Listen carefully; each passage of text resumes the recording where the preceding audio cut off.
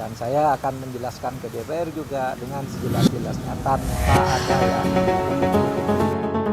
Syederlun terkait dengan dugaan transaksi janggal pada lingkungan Kementerian Keuangan, Presiden Joko Widodo memerintahkan Menko Polhukam Mahfud MD untuk menjelaskan seterang-terangnya mengenai transaksi janggal 349 triliun rupiah.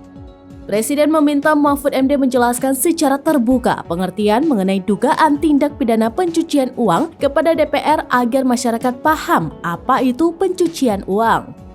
Menanggapi hal ini, Wakil Ketua Umum Partai Gelombang Rakyat atau Gelora Indonesia, Fahri Hamzah, meminta agar Komisi 3 DPR RI menjawab tantangan Mahfud terkait dugaan adanya transaksi janggal senilai 349 triliun rupiah itu.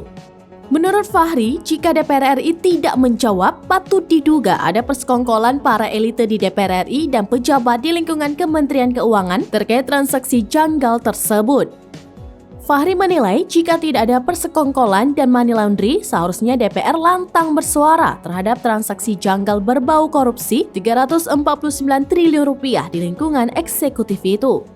Mantan Wakil Ketua Komisi 3 DPR itu lantas mengingatkan ketika terjadi skandal bailout Bank Senturi senilai 6,7 triliun rupiah beberapa tahun silam, parlemennya ketika itu sangat riuh. Sehingga sekarang ini menurut Fahri kesempatan bagi parlemen untuk bersuara terkait dugaan korupsi 349 triliun rupiah di eksekutif, bukan sebaliknya diam dan tidak bersuara.